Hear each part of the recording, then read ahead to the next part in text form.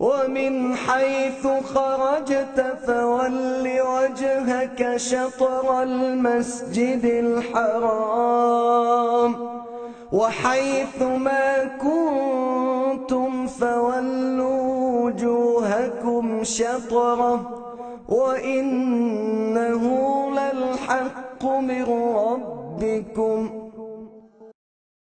إنني أنا الله لا إله إلا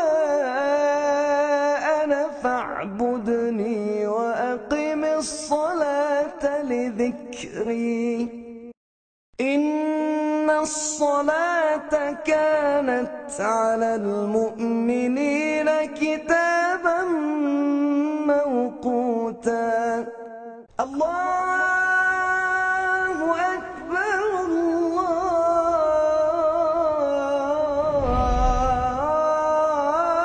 أكبر لا إله إلا الله.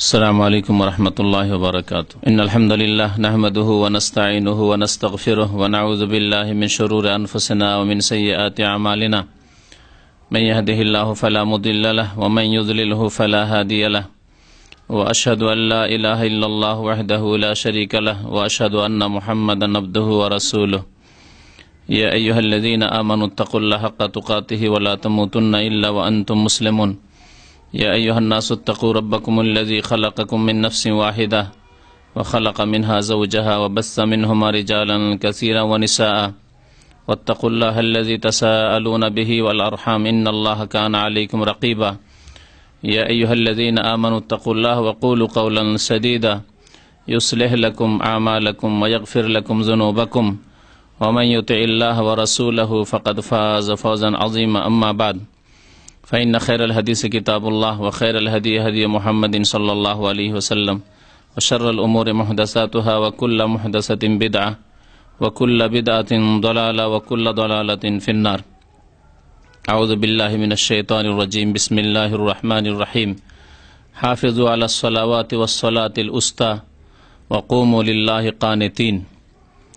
মহান আল্লাহর সমস্ত প্রশংসা যে আল্লাহ পাক রব্বুল আলামিন আমাদের উপর 5 ওয়াক্ত নামাজ ফরজ করেছেন। দরুদ ও সালাম নাযিল হোক প্রিয় নবী মুহাম্মদুর রাসূলুল্লাহ সাল্লাল্লাহু আলাইহি ওয়াসাল্লামের প্রতি, যিনি নামাজের সঠিক পদ্ধতি সহি তরিকার শিক্ষা দান করেছেন। আল্লাহুম্মা সাল্লি আলাইহি আল্লাহুম্মা বারিক আলাইহি। আজকে সালাত সম্পর্কে, নামাজ সম্পর্কে, যে নামাজ হচ্ছে দিনের মূল স্তম্ভ, যে নামাজ ছাড়া ইসলাম কায়েম থাকতে পারে না, যে নামাজ ছাড়া মুসলিম হওয়া যায় না, সেই নামাজ কেমন করে পড়তে হবে, কেমন করে আদায় করতে হবে, এ সম্পর্কে শুরু থেকে শেষ পর্যন্ত সংক্ষেপে আপনাদের সামনে আলোচনা পেশ করব। কারণ অনেক ভাই নতুন আছেন, যারা এখানে হয়তো নতুন আসছেন আর এই নামাজের সহি তরিকা সম্পর্কে হয়তো জানার সুযোগ সুবিধা হয়নি। আর বিশেষ করে ভারত উপমহাদেশে অধিকাংশ মানুষ যেই মাযহাবের ওপর চলে সেই তরিকায় নামাজ পড়ে, তাতে অধিকাংশ ক্ষেত্রেই নামাজে ভুল রয়েছে,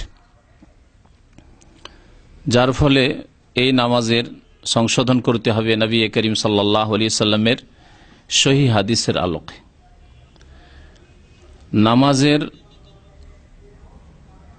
হেফাজতের কয়েকটি অর্থ রয়েছে, তার একটি অর্থ হচ্ছে নামাজ ওইভাবে আদায় করা যেইভাবে নবী করিম সাল্লাল্লাহু আলাইহি সাল্লাম আদায় করেছেন। যদি ওইভাবে আদায় না করা হয় তাহলে তার হেফাজত হলো না। আল্লাহ পাক বেশ কয়েকটি আয়াতে নামাজের হেফাজতের কথা বলেছেন। মহান আল্লাহ ইরশাদ করছেন সূরা বাকারার আয়াত নম্বর 238-এ, হাফিজু আলাস সালাওয়াত, তোমরা নামাজগুলির হেফাজত করো।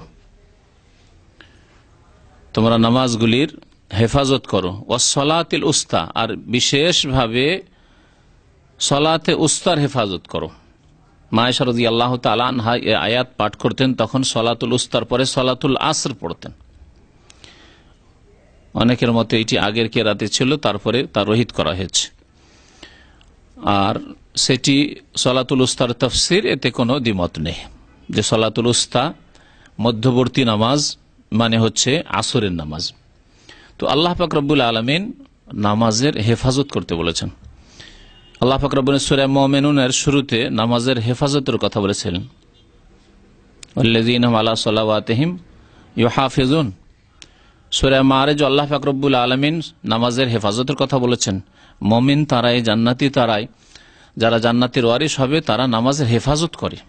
নামাজের হেফাজত করতে হবে। নামাজ সম্পর্কে, সালাত সম্পর্কে আল্লাহ পাক সালাত কায়েম করতে বলেছেন। কায়েম করা মানে প্রতিষ্ঠিত করা।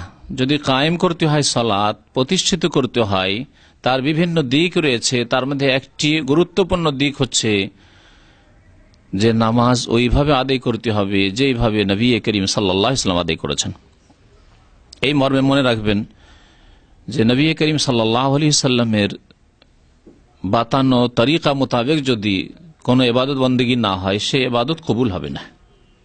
যে কোনো ইবাদত, নামাজ হোক আর অন্য কোনো ইবাদত হোক, ইবাদত নিজের খেয়াল খুশি করলে হবে না, বরং ইবাদত যেহেতু আল্লাহ পাকের, এবং আল্লাহ পাক কেমন ইবাদত পছন্দ করেন তা তার নবীর মাধ্যমে সাল্লাল্লাহু আলাইহি ওয়াসাল্লাম, নবীর মাধ্যমে তিনি জানিয়ে দিয়েছেন যে আমি এই রকম ইবাদত পছন্দ করি, সুতরাং সেই রকম ইবাদত করতে হবে।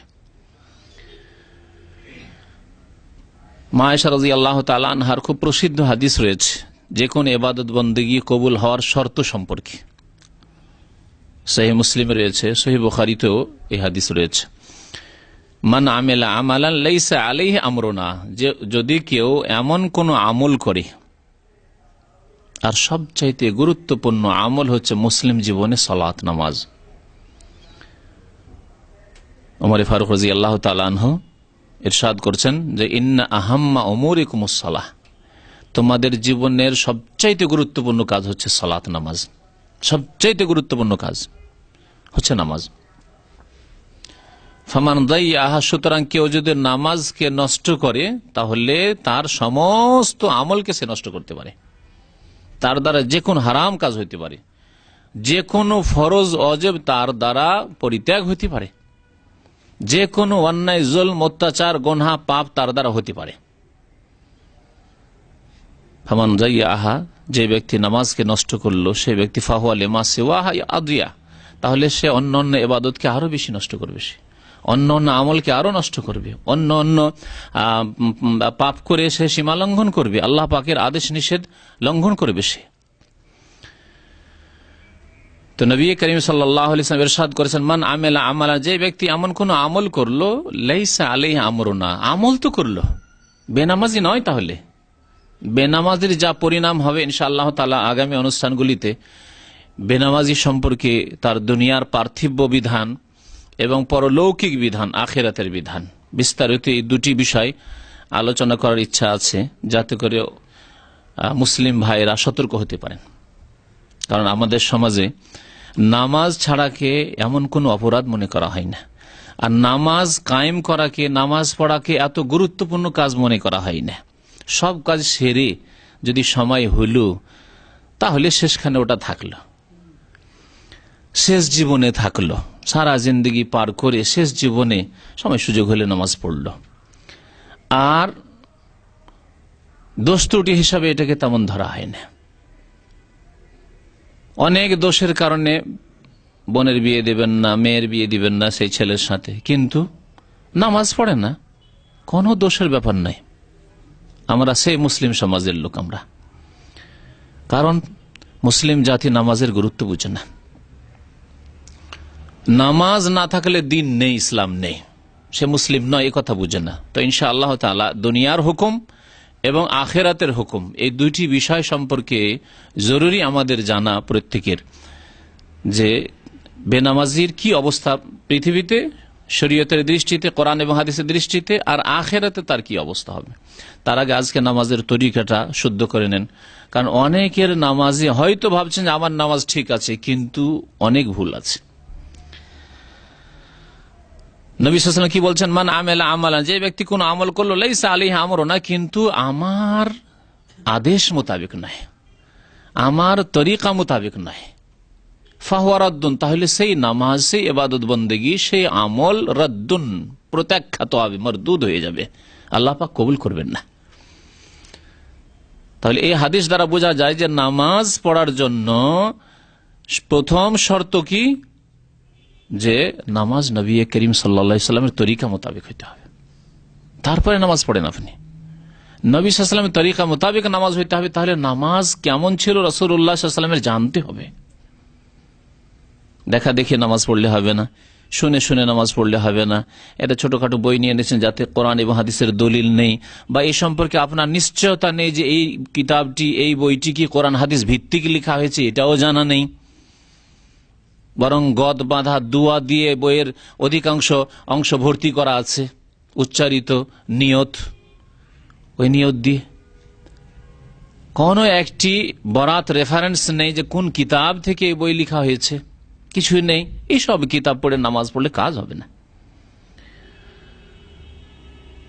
যে কোনো ইবাদত বন্দেগী কবুল হওয়ার জন্য প্রথম শর্ত আল্লাহ পাক রব্বুল আলামিনের জন্য হইতে হবে, আর দ্বিতীয় শর্ত রাসূলুল্লাহ সাল্লাল্লাহু আলাইহি ওয়াসাল্লামের তরিকা অনুযায়ী হইতে হবে। দুটো শর্তের কোনো একটি শর্ত যদি আপনার মধ্যে না থাকে, তাহলে কোনো ইবাদত কবুল হবে না। নামাজ যদি লোক দেখানো পড়েন, কবুল হবে না। ওই রকমের নামাজ হয়তো আল্লাহর জন্যই পড়লেন, লোক দেখানো নয়, কিন্তু নবী করিম সাল্লাল্লাহু আলাইহি ওয়াসাল্লামের তরিকায় পড়লেন, নামাজ কবুল হবে না। এই হাদিস মায়েশা রাদিয়াল্লাহু তাআলা আনহার স্পষ্ট করে এই কথা। তারপরে নবী করিম সাল্লাল্লাহু আলাইহি ওয়াসাল্লামের আদেশ রয়েছে সহিহ বুখারীর হাদিস, সাল্লু কামা রাআইতুমুনি ওসাল্লি, তোমরা নামাজ পড়ো কামা রাআইতুমুনি, যেমন আমাকে দেখলে, ওসাল্লি, সালাত আদায় করতে, নামাজ পড়তে। সাহাবাই কেরামদেরকে সম্বোধন করে রাসূলুল্লাহ সাল্লাল্লাহু আলাইহি ওয়াসাল্লাম বলছেন যে ওইভাবে তোমরা নামাজ পড়ো যেভাবে আমাকে নামাজ পড়তে দেখলে। আর সাহাবাই কেরামরা নবী করিম সাল্লাল্লাহু আলাইহি ওয়াসাল্লামের নামাজের বিস্তারিত বিবরণ, বিস্তারিত বয়ান আমাদের সামনে পেশ করে দিয়েছেন, সহিহ হাদিসে মওজুদ রয়েছে। একদিনে প্রত্যেকটি বিষয়ের যদি দলিল পেশ করি তো শেষ করতে পারা যাবে না, সেই জন্য আমি চিন্তা করলাম যে এটাকে দুই ভাগে ভাগ করি। আজকে শুধু শুরু থেকে শেষ পর্যন্ত সংক্ষেপে নামাজের তরিকাটা বলে দিব, দলিল তেমন পেশ না করে।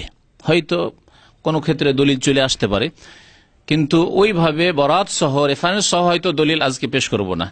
আগামী সপ্তাহগুলিতে ইনশাআল্লাহ তাআলা প্রত্যেকটি বিষয়ের, যেই বিষয়গুলিতে মতানৈক্য রয়েছে, একরকম পড়তেন আর একরকম বলা হচ্ছে, তাহলে কেন, এর দলিল ইনশাআল্লাহ তাআলা প্রত্যেকটি ক্ষেত্রে দলিল নিয়ে আসব, এবং দুর্বল তরিকাতে যারা নামাজ পড়ে সেই দুর্বলগুলিকে চিহ্নিত করব যে দুর্বলতা কোথায় তাদের।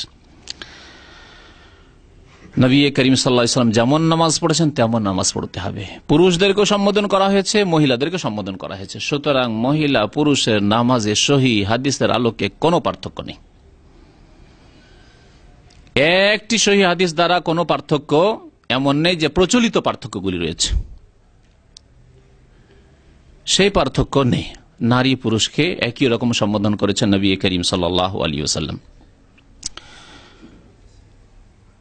নামাজ শুরু করতে হবে কোত্থেকে? নামাজ শুরু করতে হবে তাকবীরে তাহরিমা দিয়ে।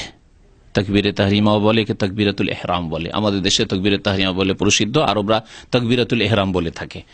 নবী করিম সাল্লাল্লাহু আলাইহি ওয়াসাল্লাম ইরশাদ করেছেন, মিফতাহুস সালাতে তুহুর, মিফতাহুস সালাতে আত-তাহুর ওয়া তাহরিমুহাত তাকবীর। সালাতের চাবি হচ্ছে আত-তাহুর, পবিত্রতা অর্জন করা, গোসল ফরজ থাকলে গোসল করা, আর বেউজু থাকলে ওযু করা, তাহারাত দুটো কি শামিল। এ হচ্ছে চাবি। যদি আপনার ওযু না থাকে নামাজ হবে না। ও তাহরিমুহাত তাকবীর, নামাজের তাহরিমা হচ্ছে, নামাজের আরম্ভ শুরু হচ্ছে যাতে দুনিয়ার কাজ এবং কথা হারাম হয়ে যায়। এই জন্য এই তাকবীরকে তাকবীরে তাহরিমা বলা হয়। এমন তাকবীর যা হারামকারী, দুনিয়ার কথা কাজকে হারাম করে দিয়েছে। তো নামাজ শুরু হবে তাকবীরে তাহরিমা দিয়ে, আল্লাহু আকবার, এই দিয়ে নামাজ শুরু হবে। এই হাদিস স্পষ্ট করে। ওয়া তাহলিল ওয়া তাসলিম, আর নামাজ শেষ হবে সালামের সাথে। নামাজের শুরু বলে দিয়েছেন নবী করিম সাল্লাল্লাহু আলাইহি ওয়াসাল্লাম এবং শেষ বলে দিয়েছেন এই হাদিসে, মিফতাহুস সালাতি আত-তাহুর ওয়া তাহরিমুহা তাকবীর ওয়া তাহলিলুহা তাসলিম। তাহলে তাকবীরে তাহরিমা দিয়ে নামাজ শুরু করে তার আগে কোনো কাজ নেই। কিন্তু যেই ভুল ঢুকিয়ে আছে এক শ্রেণীর মযহাবধারী ভাইদের নামাজে, তা হচ্ছে তাকবীরের আগে কয়েকটি কাজ। একটি কাজ হচ্ছে উচ্চারণ করে নিয়ত পড়া, নিয়ত করা নয়। নিয়ত প্রত্যেক আমলের করতে হবে, কিন্তু নিয়তের স্থান হচ্ছে অন্তর্হৃদয়। ইন্নামাল আমালু বিন্নিয়াত, মানুষের কর্ম নির্ভর করে নিয়তের উপর। আপনি মসজিদে আসছেন, উযু করে নিয়ত করে আসছেন নামাজ পড়বো, কোন ওয়াক্ত পড়বেন তাও মনে মনে আছে, তাই এসেছেন। যেমন আজকে বক্তব্য শোনার জন্য এই নিয়তে এসেছেন, সেই রকম মসজিদে গেছেন। আবার যখন একামত হয়ে গেল, কাদ কামাতিস সালাহ বলা হলো, তখন ভালো করে অন্তরে গেঁথে যাচ্ছে যে আমি এখন ফরজে দাঁড়াতে যাচ্ছি। এর নামই হচ্ছে নিয়ত। নিয়ত করা শরীয়তে রয়েছে এবং নিয়ত প্রত্যেক আমলের করা আবশ্যক ফরজ, আর নিয়ত পড়া শরীয়তের বাইরের কাজ, বিদাত, অতিরিক্ত কাজ। নিয়ত পড়া যে কোনো ইবাদত বন্দেগীর জন্য হচ্ছে একটি বিদাত কাজ, যা নবী করিম সাল্লাল্লাহু আলাইহি ওয়াসাল্লামের জামানায় ছিল না, সাহাবায়ে কেরামের জামানায় ছিল না, তাবেঈন ইজামদের জামানায় ছিল না, তাবেঈনের জামানায় ছিল না। এমনকি আরো বলছি, কেউ ইমাম আবু হানিফা, শাফিঈ, মালিক, আহমদ, চার ইমামের কোন ইমাম রাহমাতুল্লাহি আলাইহিম আজমাইন কারো তরফ থেকে প্রমাণ করতে পারবে না, কোন মযহাবের কিতাবে প্রমাণ করতে পারবে না যে আবু হানিফার মযহাবে ছিল, শাফির মযহাবে ছিল, হাম্বলি, মালিকি মযহাবে ছিল, কোন মযহাবে ছিল না। তাহলে পরবর্তীকালে মযহাবের দোহাই পেড়ে যারা বিদাত করে তাদের কিতাবে আছে। আবু হানিফা রাহমাতুল্লাহ আলাইহির কিতাবে তার মতে নেই, তার নামে দোহাই পেড়ে যারা হানাফির নাম কিন্তু কাজে হানাফি নয়, তাদের কিতাবে আছে। নিয়ত পড়া শরীয়তে নেই, কোরআনে তো নেই, হাদিসেও নেই, ফিকহের কিতাব, বিশুদ্ধ কিতাবেও নেই। একটি ভুল। দুই নম্বর ভুল হচ্ছে মুক্তাদিরা বলে ইক্তাদাইতু বিহাযাল ইমাম, বলে না? বাঙালিরা আবার বেশি পটু, এরা আরবিতে বলে। পাকিস্তানি, উর্দু ভাষী অন্যরা ও তো আরবি মুখস্থ করে না, শুরু করতা হুঁ মে, কি বলে ওরা, এইভাবে উর্দুতে বলে, তারা নিজের ভাষায় বলে। নিয়াত করতা হুঁ ওয়াস্তে আল্লাহকে, 4 রাকাত নামাজ এশা কি কেবলা রুখ হোকার, এইসব করে তারা। ওদের বিদাতিরা উর্দু ভাষায় বিদাত করে, আর আমাদের বিদাতিরা আরবি ভাষায় বিদাত করে। এই ক্ষেত্রে মুক্তাদি হলো সেজন্য বলবে ইক্তাদাইতু বিহাযাল ইমাম, ভুল। আমি এই ইমামের অনুসরণ করছি, আপনি দাঁড়াচ্ছেন পিছনে, ওই যে অন্তরে, ওইটি হচ্ছে আপনার ইক্তেদার, মুখে বলা বিদাত। এইরকমই ইমামদের জন্য গদ বাধা তৈরি করা আছে কিতাবগুলিতে, ওই নুরানি নামাজ শিখার বিদাতি কিতাবগুলিতে। আনা ইমামুন, আমি ইমাম, লিমান হাজারা, যারা এসে গেছে, ওয়ামান লাম ইয়াহজুর, যারা এখন আসেনি পরে আসবে, তাদের সবার ইমাম হয়ে গেলাম, বলতে হবে নাকি? 2 বিদাত হইল, ট্রিপল বিদাত দিয়ে নামাজ শুরু হয়, তাহলে এক বিদাতই তো নামাজ হবে না। আর 3 বিদাত দিয়ে যদি নামাজ শুরু করে, কেমন করে নামাজ হবে? তৃতীয় বিদাত করে জায় নামাজের দোয়া পড়া, মুসাল্লার দোয়া, ইন্নী ওয়াজহাতু ওয়াজহিয়া লিল্লাযী ফাতারাস সামাওয়াতি পড়ে। দোয়াটি হাদিস আছে, কিন্তু ক্ষেত্র ভুল করে বিদাত বানিয়ে দিয়েছে, জায়গা ভুল করে বিদাত বানিয়ে দিয়েছে। দোয়া সহিহ হাদিস রয়েছে, মুসলিম শরীফে রয়েছে। তো আগামী সপ্তাহে প্রত্যেকটি দলিল নিয়ে আসবো যে দোয়া হাদিস আছে এবং কোনখানে পড়ার কথা আছে, তাও নিয়ে আসবো। তারপরে তাকবীরে তাহরিমা দিলেন, তার সাথে রফুল ইয়াদাইন করবেন। রফুল ইয়াদাইন মানে 2 হাত উঠানো, 2 হাত উঠাবেন কানের লতি পর্যন্ত বা কাঁধ পর্যন্ত।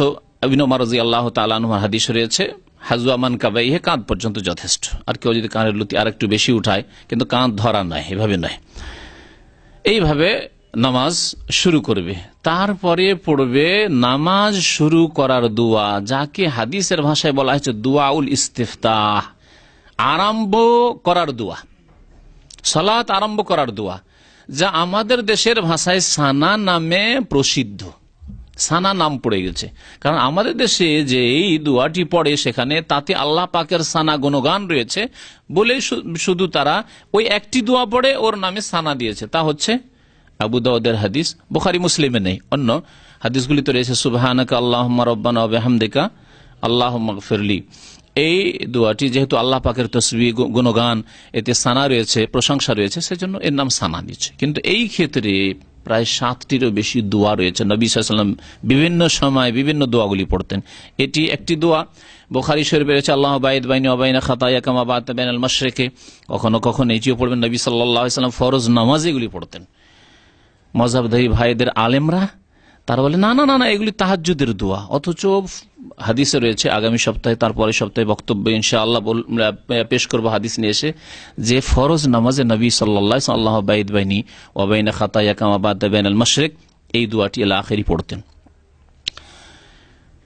কখনো কখনো নবী করিম সাল্লাল্লাহু আলাইহি ওয়াসাল্লাম তাকবীরে তাহরিমার পরে বুকে হাত বেঁধে পড়তেন ইন্নী ওয়াজহাতু ওয়াজহিয়া লিল্লাযী ফাতারাস সামাওয়াতি ওয়াল আরযা হানিফা ওয়া মা আনা মিনাল মুশরিকিন ইলা আখিরি, এই দোয়া পড়তেন। তাহলে ইন্নী ওয়াজহাতু পড়বেন, কিন্তু তাকবীরের পরে। সহিহ মুসলিমে স্পষ্ট রয়েছে, তিরমিজিতে স্পষ্ট রয়েছে যে বাদা তাকবীর, তাকবীরের পরে তাকবীর দিতেন, কাব্বারা সুম্মা কালা, তাকবীর পাঠ করতেন, তারপরে বলতেন ইন্নী ওয়াজহাতু ওয়াজহিয়া লিল্লাযী ফাতারাস সামাওয়াত। তাহলে আগে যদি করে দেন তাহলে সুন্নতের খেলাফ হবে না, নবী সাল্লাল্লাহু আলাইহি ওয়াসাল্লামের তরিকার বিরোধিতা হবে না, বিদআত হবে না। তার 3 বিদআত আগে হয়ে যাচ্ছে তাকবীরে তাহরিমার আগে। এই জন্য নামাজ এভাবে পড়তে হবে, হাত বাঁধতে হবে।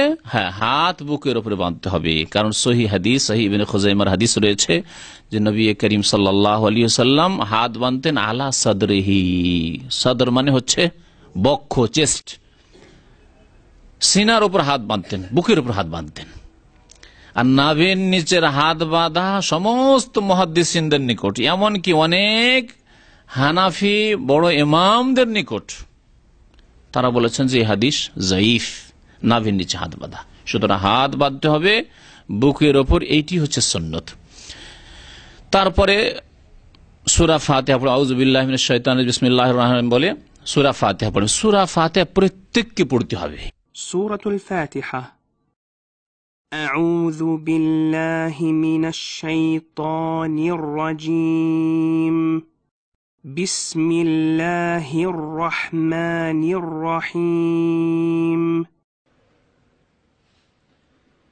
আলহামদুলিল্লাহি রাব্বিল আলামিন আর রহমানির রহিম মালিকি ইয়াউমিদ্দিন ইয়্যাকা না'বুদু ওয়া ইয়্যাকা নাস্তাঈন اهدنا الصراط المستقيم صراط الذين أنعمت عليهم غير المغضوب عليهم ولا الضالين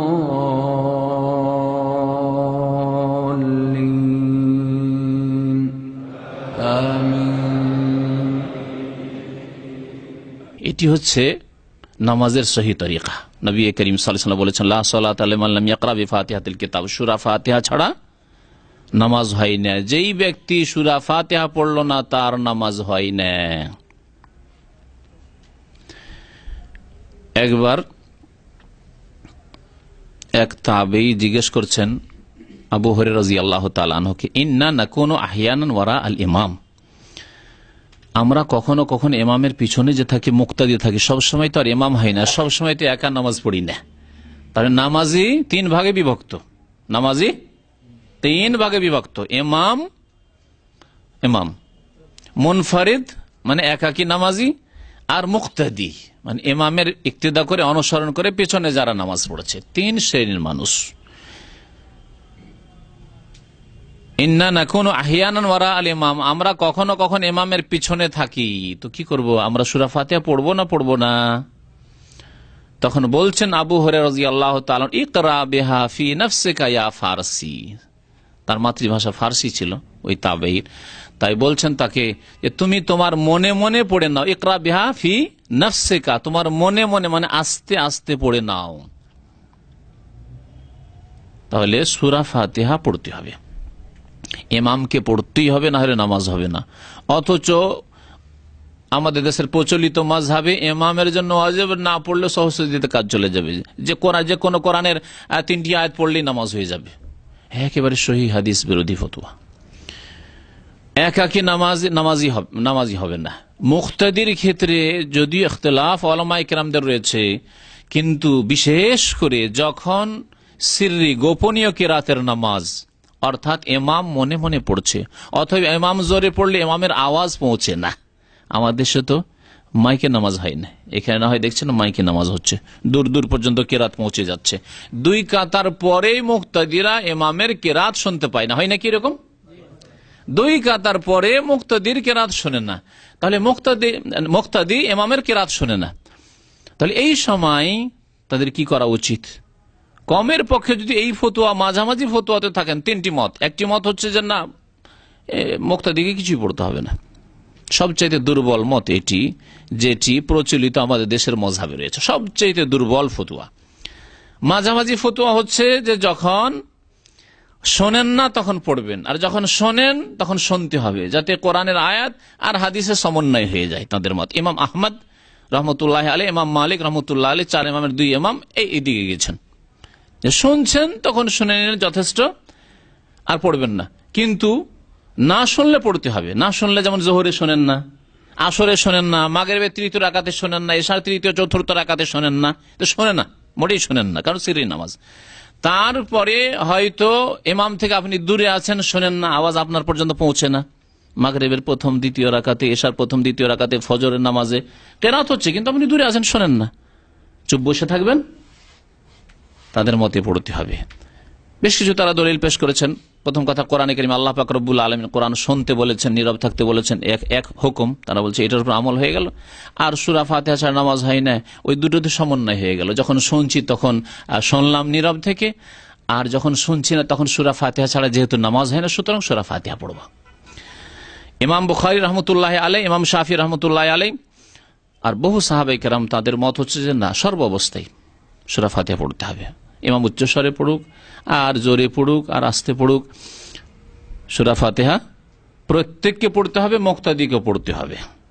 তাহলে কেমন করে পড়বেন? আল্লাহ যে কোরআনে শোনার কথা বলেছেন, ওয়াইযা কুরিয়াল কুরআনু ফাসতামিউ লাহু, যখন কোরআন তেলাওয়াত হবে তখন শোনো, ওয়ানসিতু, নীরব থাকো, লাআল্লাকুম তুরহামুন, তাহলে তোমাদের উপর আল্লাহ পাক রহমত নাজিল করবেন। ইমাম বুখারী রহমতুল্লাহ আলাইহি এর উপর একটি কিতাব লিখেছেন, তার প্রসিদ্ধ কিতাবের নাম হচ্ছে জুজুল কিরাত খালফাল ইমাম। ইমামের পিছনে কিরাতের বিশেষ কিতাব তিনি লিখেছেন একটি। তাতে তিনি খুব জোর দিয়েছেন যে ইমাম গায়রিল মাগদুবি আলাইহিম ওয়ালাদ-দাল্লিন সূরা ফাতিহা শেষ করে সাকতা দেবে, মানে বিরতি দেবে, আর সেই বিরতিতে মুক্তাদিরা পড়ে নেবে। সতর্কতা হচ্ছে আপনি যে কোনো নামাজে সূরা ফাতিহা অবশ্যই পড়ুন, আর বিশেষ করে মাঝামাঝিও যদি থাকেন, যারা মাঝামাঝি রয়েছেন ইমাম আহমদ এবং ইমাম মালিক রহমতুল্লাহ আলাইহি, আর তার সাথে ইমাম ইবনে তাইমিয়া রহমতুল্লাহ আলাইহি, আল্লামা নাসিরুদ্দিন আলবানী রহমতুল্লাহ আলাইহি, তাদের মত হচ্ছে যে যখন শুনছেন না তখন অবশ্যই পড়তে হবে, যাতে আয়াত আর হাদিসে সমন্বয় হয়ে যায়। কমের পক্ষে এই মাসলার উপর আমল করবেন, না হইলে নামাজ আপনার বিপদে আছে, নামাজ আপনার আশঙ্কায় আছে। আপনি যোহর আসর নামাজ পড়ছেন, আপনি শুনছেন আর নীরব দাঁড়িয়ে আছেন। লা সালাতা লিমান লাম ইয়াকরা বিফাতিহাতিল কিতাব, যেই ব্যক্তি সূরা ফাতিহা পড়া, যেই ব্যক্তি ইমাম হোক, মুক্তাদি হোক আর একাকী নামাজি হোক, তার নামাজ হয় না। সূরা ফাতিহার পরে অতিরিক্ত সূরা বা কিছু আয়াত পড়া সুন্নত ইমামের জন্য, একাকী নামাজের জন্য। মুক্তাদিরা সূরা ফাতিহার বেশি পড়বে না, মুক্তাদিরা সূরা ফাতিহার বেশি পড়বে না। তারপরে রুকুতে যাবেন, রুকুতে যাওয়ার সময় তাকবীর যেমন দিবেন তার সাথে রাফুল ইয়াদাইন করবেন। সহিহ বুখারী প্রত্যেকটি হাদিসের কিতাবে রাফুল ইয়াদাইন হাদিসগুলি পাবেন। দুই হাত উঠিয়ে আল্লাহু আকবার বলে রুকুতে যাওয়া। আবার রুকুতে গিয়ে তাসবিহ পাঠ করলেন। তাসবিহ আমাদের দেশের মানুষরা শুধু জানে কোন তাসবিহ? সস্তাতে নামাজ সারে। খাওয়া দাওয়ার ক্ষেত্রে আমরা সস্তাতে সারি না, বখিল, খুব বখিল হলেই সারে হয়তো। তারপরেও যতই কৃপণ হোক মাঝে মাঝে চিন্তা করে ছেলে মেয়েকে একটু ভালো খাওয়াইতে হবে, তাই না? আর একেবারে সস্তাতে সবচাইতে ছোট্ট তসবিহ পড়ে, আর কোন তসবিহ আমরা মুখস্থ করলাম না। মযহাবধারী ভাইরা অথচ নবী করিম সাল্লাল্লাহু আলাইহি ওয়াসাল্লাম যখন ফাসাব্বিহ বিসমি রাব্বিকাল আযীম নাযিল হলো কোরআনে কারীমের আয়াত, তখন বললেন ইজআলুহা ফি রুকুইকুম, তোমরা এর উপর আমল করো রুকুতে। সুতরাং বলো সুবহানা রাব্বিয়াল আযীম। এই তো আমল হলো।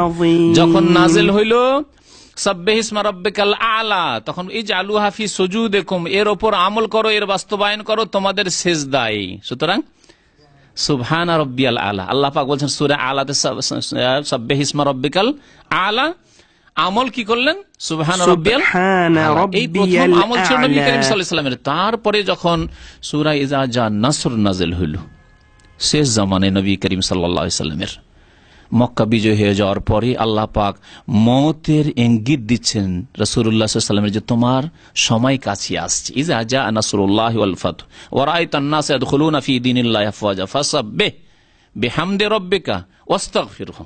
তিনটি হুকুম, তাসবিহ করো, বিহামদি রাব্বিকা তোমার রবের প্রশংসা বিজড়িত, ওয়াস্তাগফিরহু এবং তার কাছে মার্জনা কামনা করো।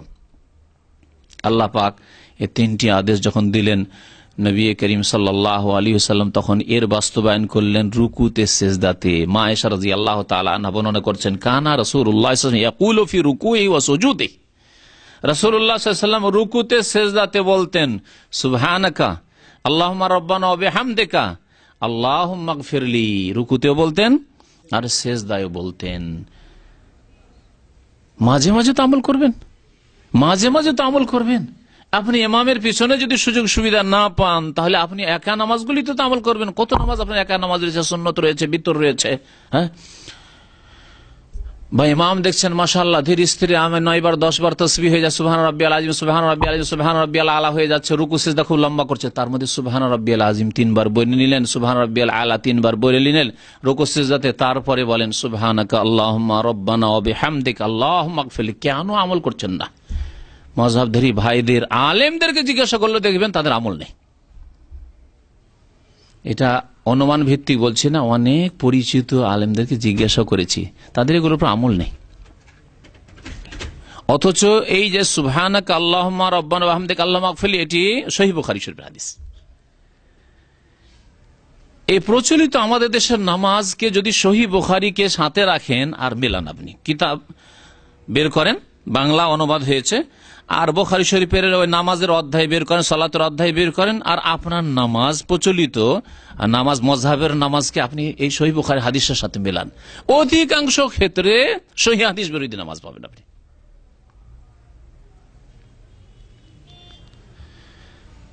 সূরা ফাতিহা যখন পড়া হইল তখন আমিন বলতে হবে, আমিন জোরে বলতে হবে, এটি সহিহ বুখারী শরীফের হাদিসে রয়েছে। এছাড়াও আরো অন্যান্য হাদিসে রয়েছে। সহিহ বুখারী শরীফে রয়েছে যে আব্দুল্লাহ বিন জুবাইর রাদিয়াল্লাহু তাআলা আনহু, প্রখ্যাত সাহাবী এবং মক্কাতুল মুকাররমার খলিফা, তিনি এত জোরে মসজিদ নববীতে আমিন বলছেন যে আম্মানা ইবনু জুবাইর এবং তার পিছনে যারা ছিল সবাই জোরে আমিন বললেন, হাত্তা আন্না লিল মসজিদে লা লাজ্জাতান, মসজিদ বেজে উঠল, মসজিদ আওয়াজে বেজে উঠল, কাঁচা মসজিদে বেজে উঠে, তাহলে কত জোরে আমিন তারা বলেছেন উচ্চ স্বরে। আর আমিন আজকাল মযহাবধারী ভাইদের ইন্ডিয়া, বাংলাদেশ, পাকিস্তান, তাদের মসজিদে জোরে বলা চরম অপরাধ। সমস্ত নজরগুলি এমন পড়বে আপনার উপরে যে বদ নজর লাগিয়ে ফেলবে, বদ নজর লাগিয়ে দিবে উপরে। চোখ দিয়ে মারা যদি সম্ভব হইতো তো মেরেই দিত, এই অবস্থা। সহিহ বুখারী শরীফের হাদিস। আর হাদিস আছে মাদ্দা বিহা সাউতাহু, নবী করিম সাল্লাল্লাহু আলাইহি সাল্লাম উচ্চ স্বরে মাদ্দা টান দিয়ে আমিন টান দিতেন। মাদ্দা মানে টান দেওয়া, জাহারা মানে উচ্চ স্বরে করা, এইসব শব্দগুলি সহিহ হাদিসে এসেছে। তো ওইভাবে নামাজ পড়তে হবে সুন্নতি তরিকা নামাজের। রুকু থেকে যখন উঠলেন তখন আবার রফুল দেন সামি আল্লাহু লিমান হামিদা, ইমাম বলবেন মুক্তাদির বলেন রব্বানা ওয়ালাকাল হামদ, তার সাথে যদি বাড়িয়ে দেন হামদান কাসীরান তাইয়িবান মুবারাকান ফি, তো ভালো কথা। কারণ এই হাদিসের বড় ফজিলত রয়েছে। একটি হাদিস রয়েছে নবী করিম সাল্লাল্লাহু আলাইহি ওয়াসাল্লাম বললেন, এক সাহাবী বলেছিলেন 30-এর বেশি আমি ফেরেশতাকে দেখি তারা দৌড় দিচ্ছে এই নেকিটাকে আল্লাহ পাকের কাছে নিয়ে যাওয়ার জন্য। তবে রব্বানা ওয়ালাকাল হামদ বলে দেয় যথেষ্ট। যেমন অন্য হাদিসে রয়েছে, ইজা কাল ইমাম সামি আল্লাহু লিমান হামিদা, ইমাম যখন বলবে সামি আল্লাহু লিমান হামিদা ফাকুলু, তোমরা বলো রব্বানা ওয়ালাকাল হামদ বা রব্বানা ওয়ালাকাল হামদ, যথেষ্ট। এই সময় রাফুল ইয়াদাইন করবেন, হাত উঠাবেন। তাহলে হাত উঠার কতটি স্থান হইল? তাকবীরে তাহরিমায়, রুকুতে যাওয়ার সময়, রুকু থেকে ওঠার সময়, আর 4 রাকাত বিশিষ্ট নামাজ বা 3 রাকাত বিশিষ্ট নামাজে যখন প্রথম আত্তাহিয়াত, প্রথম তাশাহুদ পড়ে উঠবেন, আল্লাহু আকবার বলে উঠলেন, তখন আবার ওয়াইজা কামা মিনার রাকাতাইনি, নবী করিম সাল্লাল্লাহু আলাইহি ওয়াসাল্লাম যখন 2 রাকাত নামাজ পড়ে উঠতেন, 4 রাকাত নামাজে বা 3 রাকাত নামাজে, মানে তাশাহুদ পড়ে উঠতেন, তো রাফা কাযালিকা আব্দুল্লাহ বিন ওমর রাদিয়াল্লাহু তাআলা আনহু বলছেন, সহিহ মুসলিম শরীফের হাদিস, যে রফুল ইয়াদাইন আবার করতেন। তাহলে এই 4টি ক্ষেত্র হচ্ছে হাত উঠিয়ে নামাজ পড়ার, এভাবে নামাজ পড়তে হবে। নামাজ মোটামুটি 1 রাকাত হয়ে গেল। যদি কোনো মাসলা মাসাইল ছুটে মনে রাখবেন এবং আলোচনার শেষে আবার জিজ্ঞেস করবেন। নামাজে তাশাহুদ অত্যন্ত গুরুত্বপূর্ণ, আত্তাহিয়াত যাকে তাশাহুদ বলা হয়। হাদিসে রয়েছে যে নবী করিম সাল্লাল্লাহু আলাইহি সাল্লাম সাহাবায়ে কেরামদেরকে তাশাহুদ শেখাতেন। সাহাবারা বলছেন, কানা রাসূলুল্লাহ সাল্লাল্লাহু আলাইহি ওয়াসাল্লাম ইউআল্লিমুনা তাশাহুদ কামা ইউআল্লিমুনা সূরাতাম মিনাল কুরআন।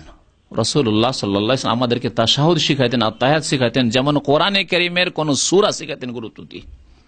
আত-তাহিয়াতু লিল্লাহি ওয়াস-সালাওয়াতু ওয়াত-তাইয়্যিবাতু আসসালামু আলাইকা আইয়ুহান নাবিয়্যু ওয়া রাহমাতুল্লাহি ওয়া বারাকাতুহু আসসালামু আলাইনা ওয়া আলা ইবাদিল্লাহিস সালিহিন আশহাদু আল্লা ইলাহা ইল্লাল্লাহ ওয়া আশহাদু আন্না মুহাম্মাদান আবদুহু ওয়া রাসূলুহু। এত গুরুত্ব। অনেক মুসলিম ভাইদের দেখা যায় যে তাশাহুদ মুখস্থই নেই, অথবা কিছু আছে কিছু নেই। প্রথম তাশাহুদ পড়া হচ্ছে ওয়াজিব। যদি ছুটে যায়, অনিচ্ছাকৃত ভুলে গেছে, তাহলে সেই ঘাটতি পূরণ হবে সাজদা দিয়ে। এখানে জেনে রাখা ভালো যে নামাজের ক্ষেত্রে 3 রকমের হুকুম আহকাম রয়েছে, বিধিবিধান রয়েছে। এক শ্রেণীর বিধিবিধানকে বলা হয় রুকুন, ওর বহু বচন জমা হচ্ছে আরকান, মানে পিলার। তো নামাজের 14টি রুকুন রয়েছে। নামাজের মধ্যে শুরু থেকে শেষ পর্যন্ত 14টি রুকুন রয়েছে, পিলার, এগুলি ফরজ পিলার। এগুলির কোনো একটি যদি ছুটে যায় তাহলে নামাজ হবে না। যদি রাকাতের মধ্যে রুকুন হয় তাহলে ওই রাকাত নষ্ট হয়ে যাবে, হবে না। আর যদি গোটা নামাজের রুকুন হয় তাহলে নামাজই নষ্ট হয়ে যাবে। রাকাতের রুকুন যেমন সাজদা, সিজদা করা, রুকু, যদি কোনো রাকাতে রুকু ছুটে গেছে, দাঁড়িয়ে আছেন ওইদিকে রুকু ইমামের হয়ে গেছে, তারপরে রুকু গেলে হবে, রুকুই হয়নি আপনার, তো রুকু না করে সেজদায় চলে গেছেন, সেজদা করেছেন, 2টো সেজদার একটি সেজদা করেছেন আর একটি করেননি, তাহলে ওই রাকাত নষ্ট হলে যে রাকাতের রুকুন আপনার ছুটে গেল। যদি গোটা নামাজের রুকুন হয়, যেমন শেষ তাশাহুদ, শেষ বৈঠক কে এসে গেছে, নামাজ শেষ হতে অল্প কিছু সময় বাকি আছে, আর ওই সময় এমন আপনার জরুরি হয়ে গেছে, হয়তো কাজায়ে হাজাতের বাথরুমে যাওয়ার, নামাজ থেকে উঠে চলে, নামাজ হবে? কারণ সালাম রুকুন, সালাম ছুটে গেছে। বা বসলেন হয়তো তাশাহুদে, কিন্তু তাশাহুদ পড়লেন, আত্তাহিয়াত পড়লেন না, শেষ তাশাহুদ পড়লেন না। এইরকমই নবী করিম সাল্লাল্লাহু আলাইহি ওয়াসাল্লামের উপর সালাত পেশ করে, আল্লাহুম্মা সাল্লি আলা মুহাম্মদ, যে দরুদ ইব্রাহিমি বলে আমাদের দেশের মানুষরা, সালাতে ইব্রাহিমি, এই সালাতে ইব্রাহিমি পড়লেন না, এগুলি রুকুন। যদি না পড়েন তো নামাজ, পুরো নামাজ হবে না। কারণ নবীর প্রতি দরুদ পেশ করা আর নবী সাল্লাল্লাহু আলাইহি সাল্লামের উপর সালাম পেশ করা, অর্থাৎ আত্তাহিয়াত, আসসালামু আলাইকা আইয়ুহান নবী ওয়া রাহমাতুল্লাহি ওয়া বারাকাতুহু, এগুলি হচ্ছে রুকুন। ছুটে গেলে নামাজই হবে না। তো এইভাবে নামাজ পড়তে হবে। নামাজের মধ্যে প্রথম হচ্ছে তাহলে 14টি কি বললাম? রুকুন। বাকি 8টি হচ্ছে ওয়াজিব। 8টি হচ্ছে ওয়াজিব। এই ওয়াজিবগুলির কোনো একটি যদি ছুটে যায় তাহলে কি করতে হবে? ইচ্ছা করে ছাড়লে নামাজ হবে না। কিন্তু যদি ভুলবশত ছুটে যায় তাহলে সহজ সিজদা দিলে কি হয়ে যাবে? হ্যাঁ, ঘাটতি পূরণ হয়ে যাবে। যেমন প্রথম তাশাহুদ, প্রথম বৈঠক, 2 রাকাত নামাজ পড়ে বসতে হবে, আপনি ভুলে গিয়ে উঠে গেছেন, উঠে দাঁড়িয়ে সোজা দাঁড়িয়ে গেছেন, আর ফিরে যাবেন না, কারণ ওয়াজিব ছুটেছে, এর ঘাটতি পূরণ হয়ে যাবে সহজ সিজদা দিয়ে। বা বসেছেন কিন্তু তাশাহুদ পড়েননি হয়তো, তাহলে ওয়াজিব ছুটলো, সহজ সিজদা দিবেন।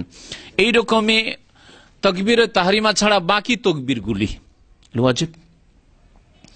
তো ওয়াজিব হলো দ্বিতীয় স্তরে। বাকি যতগুলি কাজ রয়েছে শুরু থেকে শেষ পর্যন্ত 14 এবং 8, এই কত হলো? 22টি। এই 22টি কাজ বা কথা, আমল নামাজের মধ্যে, এগুলি হচ্ছে রুকুন আর ওয়াজিব, বাকিগুলি হচ্ছে সুন্নত। বাকিগুলির মধ্যে রাফুল ইয়াদাইন করা, বাকিগুলির মধ্যে সূরা ফাতিহার সাথে আরেকটি সূরা বা কয়েকটি আয়াত মেলানো, বাকিগুলির মধ্যে হচ্ছে তসবিহ একাধিকবার পড়া, 3 বার 5 বার 7 বার এইরকম করে তসবিহ পড়া, বাকিগুলির মধ্যে হচ্ছে আমিন জোরে বলা, এগুলি হচ্ছে সব সুন্নত।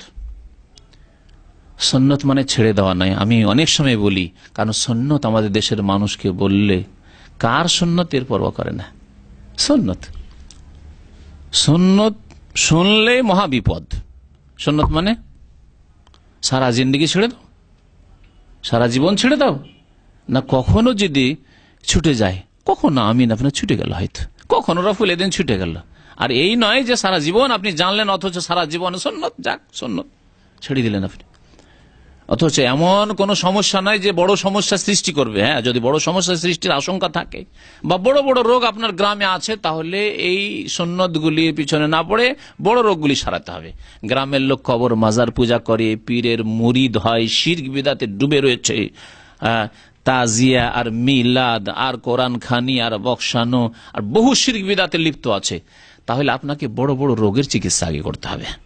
তাহলে আমিনের ঝামেলায় না গিয়ে আর রফুল এদেনে না গিয়ে আগে বড় বড়গুলি সংশোধন করেন। বড় রোগের সংশোধন না হলে ওই শিরকের অবস্থা নামাজই কবুল হবে না। তো আমিন জোরে বলিয়ে তাকে কি করবেন, আর রফুল এদেন করিয়ে তাকে কি করবেন? একজন বেনামাজি লোক আছে, তাহলে বেনামাজি সপ্তাহে জুমা পড়ে, আর তাকে রফুল এদেন শিখিয়ে আর কি করবেন? তাকে শিখান যে 5 ওয়াক্ত নামাজ না পড়লে এই জুমা দিয়ে কোনো কাজ হবে না। দাওয়াতের ক্ষেত্রে অবশ্যই ধাপে ধাপে এগিয়ে যেতে হবে, একসাথে একবারে ধরে নেবেন হঠাৎ করে না, এটি সুন্নতি তরিকা না। আল্লাহ পাক রব্বুল আলামিন 23 বছরে দ্বীন ইসলাম নাযিল করেছেন। 23 বছরে হক কথা সারা জীবন লুকিয়ে রেখে দেবেন এমন কথা নয়, কিন্তু আপনাকে দেখতে হবে কৌশল করে যে কোনটাকে আগে পেশ করতে হবে, কোনটা বেশি জরুরি রয়েছে। যেমন আপনি একজন চিকিৎসক বা চিকিৎসক নন, আপনি বাড়ির অভিভাবক, আপনার ছেলে অসুস্থ হয়েছে, কয়েকটা অসুখ, তাহলে কোন অসুখের আগে চিকিৎসা করবেন আপনাকে চিন্তা করতে হবে। কোন ডাক্তার কাছে আগে যাই? চর্ম রোগও আছে আর ভিতরে ক্যান্সারও আছে, হ্যাঁ, আর সর্দি কাশি আছে, হ্যাঁ, নাক দিয়ে সর্দি বইছে, তাহলে ওই নাকের ডাক্তারের কাছে যাবেন না ক্যান্সারের বিশেষজ্ঞর কাছে যাবেন? চিন্তা করতে হবে নাকি? তাহলে ওই রকমই আপনাকে চিন্তা করতে হবে দেশে গিয়ে যে আমি মানুষের ভুল ত্রুটি সংশোধন করবো, কোনখান থেকে শুরু করব আপনাকে চিন্তা করতে হবে। আর এগুলি শেখার জন্য ইসলামিক সেন্টারে আসতে হবে যে কোনখান থেকে আপনি শুরু করবেন। নামাজের শেষ দিকে আসি, আত্তাহিয়াত তাশাহুদ পড়া হচ্ছে রুকুন, শেষ তাশাহুদ। দুরুদ পড়া হচ্ছে রুকুন। প্রচলিত মজহাবে আত্তাহিয়াত পড়াও ফরজ নয়, আর দুরুদ পড়াও ফরজ নয়, বরং দুরুদ তাদের কাছে সুন্নত। সুতরাং বিনা দুরুদে আল্লাহ দুরুদ ইব্রাহিম ছাড়াই নামাজ হইতে পারে তাদের। অথচ নবী করিম সাল্লাল্লাহু আলাইহি ওয়াসাল্লাম সারা জীবন কোনদিন এইরকম করে নামাজ পড়েননি যে আত্তাহিয়াত পড়লেন না। তাদের কাছে তাশাহুদ পরিমাণ বসে যাওয়া যথেষ্ট। ভুল ফতোয়া, সহিহ হাদিস বিরোধী ফতোয়া রয়েছে নামাজের ক্ষেত্রে। যাই হোক, এগুলির উপর হয়তো আমল নেই। আরেকটি বিষয় আরো এগিয়ে যায়, যার উপর মোটেই আমল নেই অথচ সহিহ হাদিস, তা হচ্ছে আত্তাহিয়াত পড়লেন, তারপরে দরুদ ইব্রাহিমি পড়লেন, ইন্নাকা হামিদুম মাজিদ পড়লেন, তারপরে আমাদের দেশের মযহাবধারী ভাইরা মাত্র একটি দোয়া মুখস্থ রাখেন, তাই না? দোয়ায়ে মাসুরা মানে তারা মনে করেন অজ্ঞতার কারণে, এবং অজ্ঞতা কেন এরকম, চিরকাল কেন অজ্ঞতা, এই জন্য যে যারা শিক্ষা দিয়েছে তাদের অজ্ঞতা বা তাদের অনীহা, হয় অজ্ঞতা আর না হলে তাদের অনীহা। কেন শিখান না তারা? একটি দোয়া মাত্র শিখিয়ে দিয়েছে। আমি হাত উঠিয়ে অনেক জায়গায় জিজ্ঞাসা করে দেখেছি, 100 জনের মধ্যে 5টি হাত উঠেনি। ওই যে 4-5টি শিখেছে তাও এখানে সৌদি আরবে এসে ইসলামী সেন্টারে শিখেছে। বাকি যে দোয়াগুলি রয়েছে, একটি দোয়া মাত্র মুখস্থ আছে, তা হচ্ছে আল্লাহুম্মা ইন্নী যালামতু নাফসি যুলমান কাসীরা ওয়া লা ইয়াগফিরুয যুনুবা ইল্লা আনতা ফাগফিরলি মাগফিরাতাম মিন ইনদিকা ওয়ারহামনি ইন্নাকা আনতাল গাফুরুর রহিম। এই দোয়া মুখস্থ আছে, তাই না? এই দোয়া মুখস্থ আছে, কারণ এই দোয়া কিতাবে আছে আর মক্তবে পড়েছেন, হুজুরাও শিখিয়েছে। ব্যাস, দোয়ায়ে মাসুরা মানে একটি দোয়া।